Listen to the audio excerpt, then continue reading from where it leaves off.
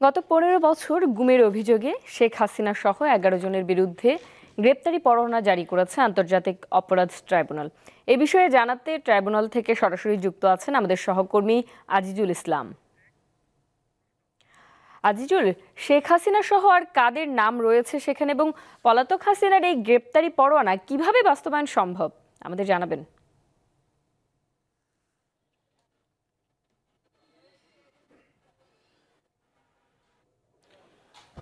মুন্নি, আপনি আপনাকে যেটি জানাতে চাই যে কিছুক্ষণ আগেই কিন্তু ট্রাইব্যুনাল এই গ্রেপ্তারি পরোয়ানা জারি করেছে এবং আমরা শুধুমাত্র ৪ জনের নাম জানতে পেরেছি।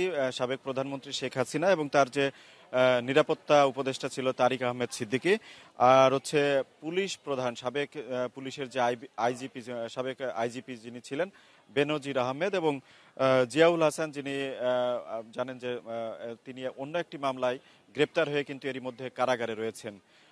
তো এই ৪ জনের বাইরে কিন্তু আর কারো নাম আমাদেরকে জানানো হয়নি। প্রসিকিউশনের পক্ষ থেকে যেটি বলা হচ্ছে যে অনেকে এর মধ্যে কিন্তু যারা রয়েছেন এই ১২ জনের মধ্যে তারা কিন্তু সামরিক বাহিনী বা বিভিন্ন সংস্থায়, যেমন র্যাব বলেন বা পুলিশ, এরকম বাহিনীতে কর্মরত রয়েছে। সেই কারণে কিন্তু তাদের নাম উল্লেখ করা হয়নি। এই তারা যাতে পালিয়ে না যেতে পারে সেই কারণেই তারা এই নামগুলো কিন্তু আমাদেরকে জানাননি।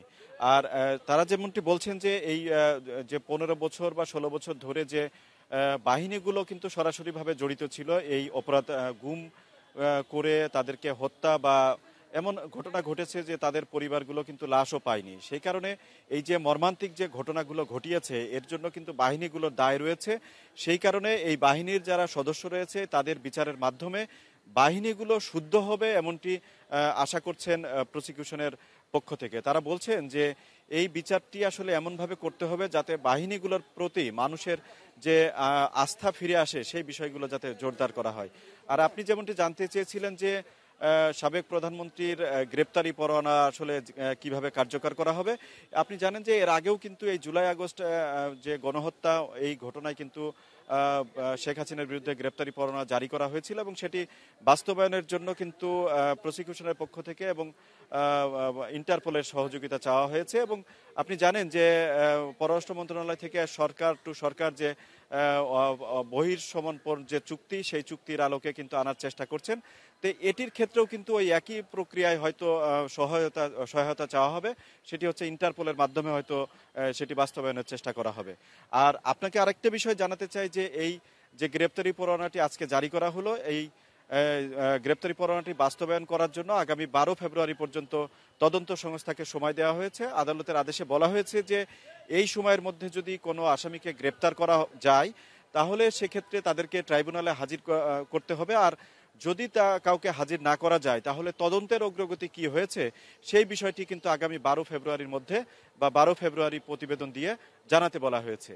তো এই ছিল আমার কাছে সর্বশেষ সংবাদ। আর আরেকটা বিষয় মনে আপনাকে জানাতে ভুলে গিয়েছিলাম, সেটি হলো এই মামলাটিকে কেন্দ্র করে আপনার যারা ভিকটিম পরিবার রয়েছে তারা কিন্তু অসংখ্য, আমি দেখেছি যে প্রায় ৫০ জনের মতো কিন্তু যারা ভিকটিম পরিবার রয়েছেন তাদের সদস্যরা কিন্তু এই ট্রাইব্যুনালে এসেছেন এবং তারা কিন্তু আমাদের সাথে কথাও বলেছেন। তারা কিন্তু একটি বিষয় বলছেন যে তাদের যে পরিবারের সদস্যদের দীর্ঘদিন ছাড়া থাকতে হয়েছে বা অনেককে তারা হারিয়ে ফেলেছেন এরই মধ্যে, এরপরও কিন্তু তারা এই বিচারটি যাতে সুষ্ঠুভাবে হয় এবং এই বিচারটি যাতে তারা পান এমনটি কিন্তু তারা প্রত্যাশা করেছেন। তো এই ছিল আমার কাছে সর্বশেষ সংবাদ। মুন্নি। জি, আজিজুল ইসলাম, আপনাকে ধন্যবাদ। আন্তর্জাতিক অপরাধ ট্রাইব্যুনাল থেকে যুক্ত ছিলেন আমাদের সহকর্মী আজিজুল ইসলাম।